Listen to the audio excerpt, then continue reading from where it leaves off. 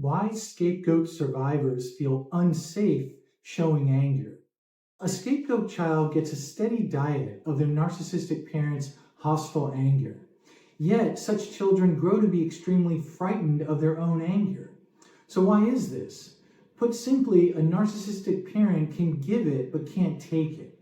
They devalue, deprive, and domineer the scapegoat child into feeling worthless. The child learns to fear the parent. At the same time, the child understands just how fragile this parent is. A fragile parent poses a different threat than just a mean one. If such a parent is irreparably damaged, then the child would be left parentless. And such damage always seems to be right around the corner with a narcissistic parent. Instead of being an inferior somebody to a superior someone, the child risks being nobody to no one. The only solution for the child is to assume responsibility for the emotional well-being of the same parent who's abusing them. Now the child is in a pickle. Their natural reaction to the parent's devaluation, deprivation, and domineering is anger. But the child has a keen fear of what would happen if they got angry with this parent. Sure, there might be retaliation or withdrawal by the parent, but what's really scary is doing harm to that parent. In today's video, I discuss how the scapegoat child has to mute their anger to protect their fragile narcissistic parents' feelings. The drawback, of course, is that the child is protecting someone who mistreats them. Based on this early learning, the scapegoat child and later survivor grow fearful of their anger's supposed destructive potential, that they must disavow anger as an acceptable emotion. Going through life without being able to use your anger is hard, especially because you may find yourself even more angry at people for angering you. Your anger spikes because they have put you into this unacceptable feeling, and yet you dare not tell them. It becomes a vicious cycle. The way towards knowing you are now safe to unmute your anger is lit up by the 3 pillars of recovery. I'll explain how and provide an in-depth case example to illustrate. And watch until the end because I have a special announcement about a new free resource to help scapegoat survivors understand and overcome the impact of narcissistic abuse. And if the term scapegoat child is fairly new to you, then check out this video on how a family with a narcissistic parent gets a child to become a scapegoat. You can find the link in the description box below or by clicking here. Well, my name is Jay Reed, and I'm a licensed practicing psychotherapist in California and a scapegoat survivor myself. And I've worked to understand what helps scapegoat survivors know that they are now safe to unmute themselves. And this means unmuting their true desires, needs, and judgments about what's going on around them. And I found that the 3 pillars of recovery are effective in helping scapegoat survivors unmute in this way. The first pillar is to make sense of what happened so that you know it was not your fault. The second pillar is to gain distance from narcissistic abusers today and closeness to safe people.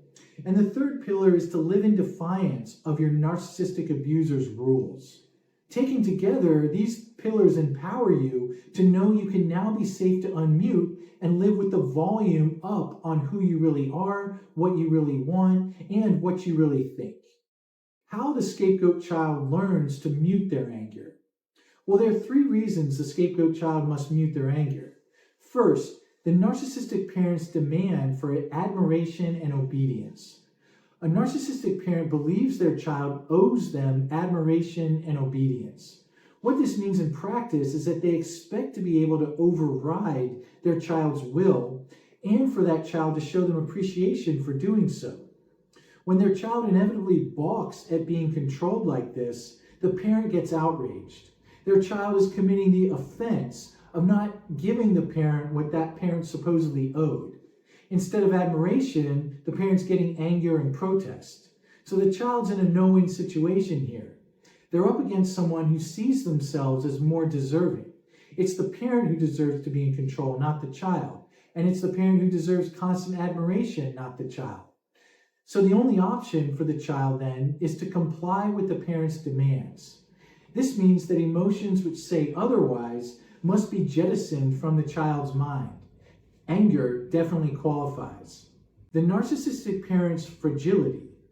Despite the parent's bluster as the one who's always in charge, the scapegoat child can be aware of the parent's fragility. The parent shows themselves to be extremely sensitive to minor slights. When the parent disproportionately reacts, the child may feel like it's their fault, that they should have done something to prevent their parent from getting so hurt or angry. Children are vulnerable to feeling responsible for adults' bad behavior in this way. Now the scapegoat child is faced with a parent who demands admiration and obedience, and who the child feels like they must protect. This is where the child can develop a fear of the destructiveness of their own anger. They know that if they were to get angry with their narcissistic parent, that parent would fall apart. The child cannot reason that there's nothing wrong with how angry they're getting, but rather it's the parent who's just too fragile to handle it. No, instead the child has to blame themselves for their parent's reaction. Their moments, or the child's moments of anger, must be dangerous and destructive to others if their parent is reacting in such a hurt way. This leaves the child further convinced they should just not get angry. And third, the child's obligation to be the problem. The third reason that the child must mute their anger is their obligation to be in the wrong. A narcissistic parent's core sense of worthlessness can lead to them seeing their imperfections as proof of their defectiveness. Such conclusions are intolerable to the parent, so they engage in a process that relocates this experience into someone over whom they have control. Then the parent unconsciously perceives their own defectiveness to exist in that other person rather than themselves. Of course, the scapegoat child is a very common target in this regard. Next, the parent devalues, deprives, and domineers the scapegoat child to convince both of them that this is true. So the only way for the scapegoat child to have an identity in their narcissistic parent's world is to wear the defective label that they are assigned. This means that the scapegoat child's judgment must be defective too. So if their judgment is defective, then they never have a right to be angry, especially not angry with their parent. So scapegoat children learn to assume that if they are angry, then they must be wrong. Well, let's illustrate some of this with an anonymized case example. Dan's mother was a highly functioning alcoholic who never met him on his own terms. She was extremely charismatic and knew how to win everyone's attention in any room she was in. That included her family. For as long as he could remember, Dan would feel swept away whenever his mother entered the room. It didn't matter what he was doing or interested in before that moment. All that mattered was her. And Dan never felt forced to devote his attention to her like this. She was so captivating and utterly refusing to offer him any of her own attention that it felt better to him to pay attention to her than to pay attention to himself. Doing that, paying attention to himself, meant waiting for something from her that would never arrive. And in the few occasions he did this, he'd feel despair and hopelessness in such moments. The best thing for Dan to do was to stay away from his awareness of what he needed from his mother. Focusing entirely upon her helped him do this. So when his mother would be drunk, she'd seem a million miles away. These moments scared Dan, and he'd try to do whatever he could to prevent them. What's worse was that his mother would single Dan out and pick on him when she got drunk. She'd look at him with dead eyes as though she was staring right through him and tell him awful things like, "You know, Dan, you don't seem right to me. There's just something off about you, and I can see it right now." Then she might enlist Dan's father to join in on the abuse. By the time Dan was 7 years old, he knew that when his mother started drinking, which was becoming more and more often, that she was going to humiliate him. The mornings after his mother's drunken nights, she was back to her effervescent self, acting as if nothing had happened. The implicit message to Dan and everyone else was that they better go back to admiring her while expecting nothing from her. If Dan ever failed to do this, she would turn back to the wicked state where she'd see him with contempt and hatred for denying her the admiration she thought she was owed. Of course, all of this infuriated Dan, but there was nowhere for his anger to go. If he got angry at his mother when she was drunk, then she would only grow more cruel towards him. And if he got angry at her when she was sober, she'd be outraged at him for deviating from the role of admiring and obedient son. Dan learned that he couldn't exist in his family with access to his anger. He had to find a way to mute this section of himself. Living with muted anger for the scapegoat survivor. It's confusing and confounding to live without access to your anger. Life just can't be lived without encountering situations that evoke anger. So the scapegoat survivor has to reconstrue these situations to deny their right to feel angry about them. And here are 3 ways they do this. First, denial. Adult scapegoat survivors may be so practiced at avoiding their own anger that they don't perceive offenses by others. Via the psychological process of denial, in other words, what is there isn't there, they negate whatever might lead to anger. Denying reality can leave one in a fog, though. Things seem less real overall. Cause and effect get to be confusing because a big part of what's happening in life has to go ignored. The second way is disconnection. Getting angry used to threaten a far worse outcome: exile from their parents' shared reality. So the scapegoat child had to develop internal signals to keep themselves away from this feeling. The child can grow practiced at disconnecting from these feelings if they do arise. The result is living in a state that feels deeply incomplete. Third, relocation. Scapegoat survivors may avoid their anger by relocating it into others. Since it's felt so unsafe to get angry, they might see others as the only ones who have the right to get angry. This usually happens where those others are angry at the scapegoat survivor. It's the same process, known as projective identification, that the narcissistic parent uses to relocate their own sense of worthlessness into the scapegoat child. And here's how it goes. First, the scapegoat survivor unconsciously registers a feeling of anger, but they know it's too dangerous to feel this feeling, so they see it in someone else outside of them. Then, the survivor may act in ways to induce anger in that other person. Now the survivor's own anger is contained in and expressed by the other person. This process has the side benefit of gratifying the other's need to see themselves as superior, which is so often the case if that person happens to be narcissistic. Adult scapegoat survivors can then feel like everyone else is hostile towards them. They feel safe from the dangerous feeling of anger in themselves, but now experience that danger all around them. It's hard to feel safe, of course, in a world where everyone seems angry at you. So let's go back to Dan. He learned to hide his anger in all his friendships and relationships as he was growing up. As a sophomore in high school, his identity with his friends was that of an easygoing, fun, and likable guy. Whenever people responded positively to him, Dan knew that they probably wouldn't do so if they ever saw him get angry. Some of the friends he had, though, would often make him the butt of their jokes. Dan would feel a surge of anger that he instantly inhibited. This left him paralyzed and feeling weak. He learned to see such put-downs by his friends as just part of the cost of doing business with them. He stopped noticing their slights and therefore had nothing to get angry about.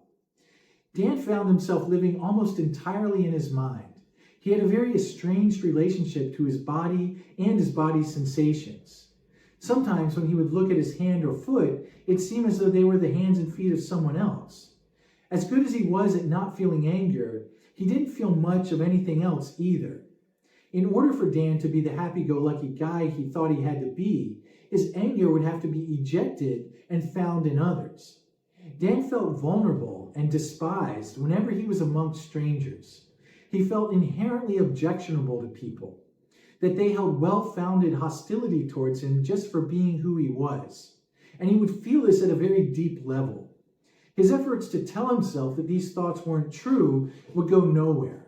His only hope in such situations was to befriend a stranger so that that stranger could see how nice Dan was and then decide that he was not as hateable as the stranger presumably initially thought.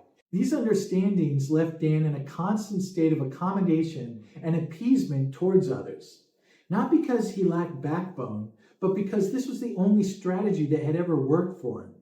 His anger and resulting fight response meant becoming someone who, to him, just could not exist. The vicious cycle of forbidden anger. Scapegoat survivors are wary of their own anger, yet are inevitably angered just like everyone else.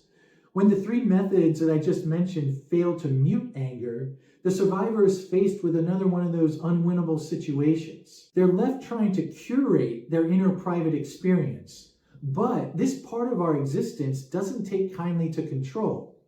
Inner private events are what is known as spontaneous processes. Such processes happen of their own accord and can't be done on command.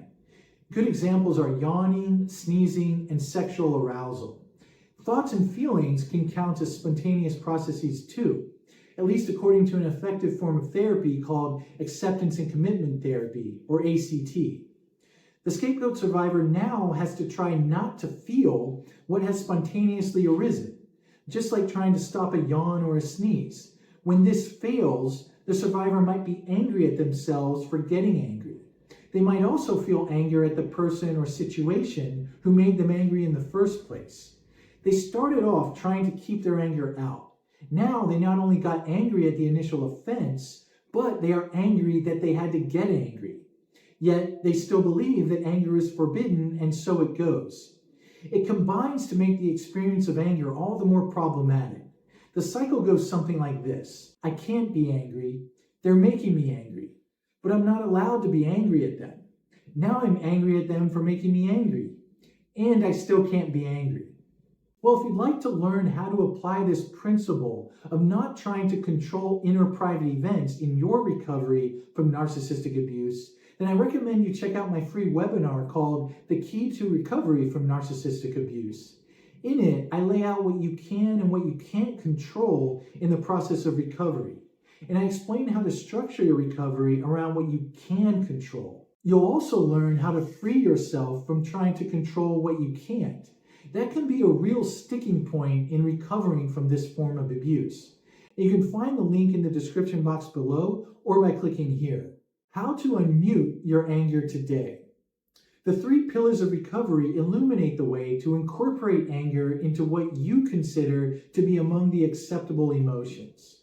By making sense of the narcissistic abuse, or pillar number 1, you get to see how it was your narcissistic parent who claimed your anger was destructive. It was never your conclusion. You can also compassionately understand how and why you had to go along with this.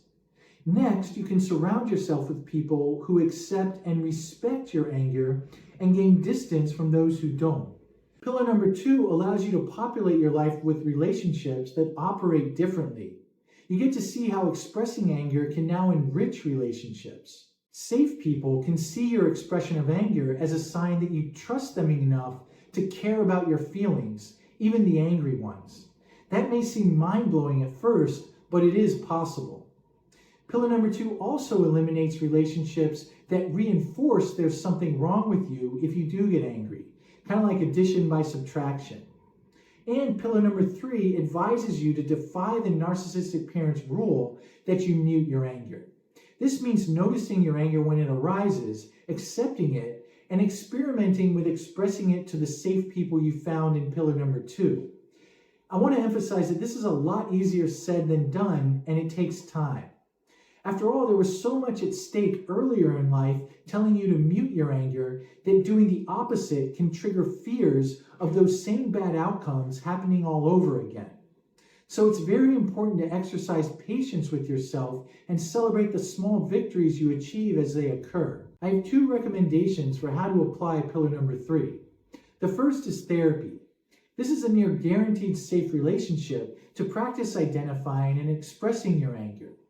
As you talk about what's important in your life, you may be surprised to have someone interested in and validating of the anger you feel towards people or situations in your life. Instead of being told you're wrong for feeling this way, you're respected. What can be even more powerful is if you find yourself angry at your therapist and risk telling them.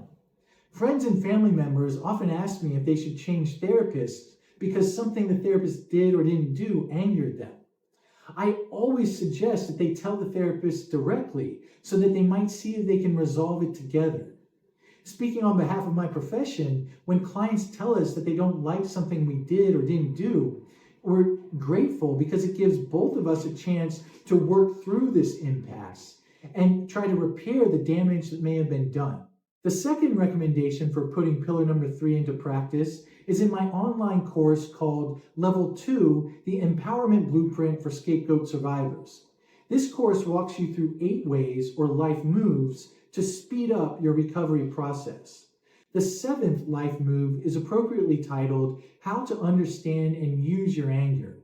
You'll learn how to access and profitably use your anger today. In the beginning of the course, you complete an assessment of the beliefs you adopted to survive childhood, but that interfere with your goals today. You'll take the results of that assessment and see which of those beliefs interfere with your anger today. Then you'll do behavioral experiments to collect evidence as to whether those beliefs are accurate today or not. You can find a link to this online course in the description box below or by clicking here. Well, let's go back to Dan to illustrate.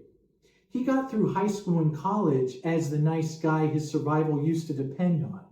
Once he graduated and moved from Virginia, where he grew up, to the West Coast, he began to reevaluate his life. He noticed that he felt mandated to smile and make other people feel good no matter how they treated him. Privately, he might see acts of disrespect or ridicule that he'd suffered from a work colleague, friend, or even his girlfriend at times. But the thought of expressing this to them seemed terrifying. He couldn't state exactly why, but it just felt like he'd be sailing off the edge of the world. There could be no coming back from this. Well, once he heard an ad for therapy on one of the podcasts he listened to and decided to give it a try. He found it very easy to talk to his therapist, who was named Roger. Dan felt respected by Roger, and for the first time in his life, that Roger cared about what it was like for Dan on the inside. This became clear to Dan through the nature of Roger's questions. Roger always wanted to know how Dan felt and what Dan thought in the situations he was describing to Roger. Well, Dan wasn't used to this, but he did like it. Roger noticed that Dan rarely took offense when others mistreated him. In fact, Dan seemed confused about whether he was being mistreated or if he was just being too sensitive. In the 4th month of therapy, Dan was recounting a situation that had occurred with his girlfriend and a few of their friends. At a dinner that Dan was hosting, she told them all how messy Dan was. In a seemingly joking way, she described how unappealing she'd find his apartment to be whenever she entered. She laughed as she described the disarray she'd find in his apartment when she came over. Dan felt the familiar pull to smile along with her and their friends. But he also felt a seething anger at what felt like a betrayal by her. He brought this up in therapy under the guise of wanting to understand what got in the way of being more organized in his apartment. As he told the story, however, Roger's ears pricked up upon hearing how Dan's girlfriend had devalued him in front of their friends. Roger said, "Hey, did you have a reaction to how your girlfriend was talking about you like that in front of your friends?" Dan said, "What do you mean? She was just explaining how messy I am," which is true. Roger replied, "Okay, but I wondered if you felt embarrassed or like she was making you the butt of the joke. From what you said, you went to great lengths to host the dinner. As I was trying to think about for you what it might be like, I kept wondering if you felt offended by how she was talking about you in that way." Dan reflected for a moment, and that seething anger that he denied at the dinner table that night came back. He saw his girlfriend's actions from a different vantage point, one where he felt angry at her for putting him down like that in front of their friends. He told his therapist, "Yeah, I did and do feel angry at her. That just wasn't cool, but it's hard to imagine talking to her about this." In this early phase of therapy, such moments led Roger and Dan to try to understand why it was so hard for Dan to get angry at people who mistreated him. This led Dan to think and talk about the impact of growing up with his self-absorbed alcoholic mother. For the first time in his life, Dan had someone to tell about what it was like for him as a child. Roger seemed to get what it was like for Dan and how important it was for him to exile his anger as a child. Roger's reactions helped Dan develop compassion towards himself. Dan no longer berated himself for not standing up for himself in the past or the present. He gained respect for the traumatizing circumstances that had made this coping strategy necessary. After about a year in therapy, Dan was more able to take offense at the kinds of interactions he'd had with his girlfriend at their dinner party. He decided to tell his girlfriend in private that he didn't appreciate her talking about him in this way and that he needed her to stop. She told him that he was being too sensitive, that she was doing nothing wrong, and that she was tired of him making mountains into molehills. But this didn't sway Dan this time. He decided to break up with her. Dan also noticed similar patterns with some of his friends. He began to gravitate towards people who didn't seem to have it in them to be critical or insulting of him. Roger noticed this in their second year of therapy and reflected this back to Dan. He said, I see you moving away from people like your ex-girlfriend who always had to feel better than you to feel okay about themselves. And you seem to be moving towards people who are more interested in getting along with you, who show you the same respect and friendship that you show them. Dan said, yeah, I think you're right. It actually feels pretty good to do that now. Well, if this issue resonates with you, I hope you found today's video helpful. And now I want to get to the special announcement. If you would like a written summary of what I discussed in today's video, then you can go to substack.com. This is a platform for people to post their writing, and it allows others to subscribe and read and then comment on that writing. I know that there's a lot of material that I discuss in these videos, and that it may be hard to keep in mind once the videos are over. That's why I've decided to create a Substack and post the essays that these videos are based upon in the Substack. Plus, I put written summaries of past popular videos that are now already on the Substack site for you. So there's plenty of content to dig into if you're inclined. Along with a written account of the strategies and case examples talked about in these videos, you'll be joining a free community of fellow scapegoat survivors.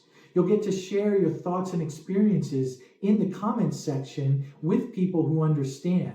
I think it's another way to build a strong community for those who deserve support in knowing that they never were defective nor undeserving in the first place. It's just what you were forced to believe as a child.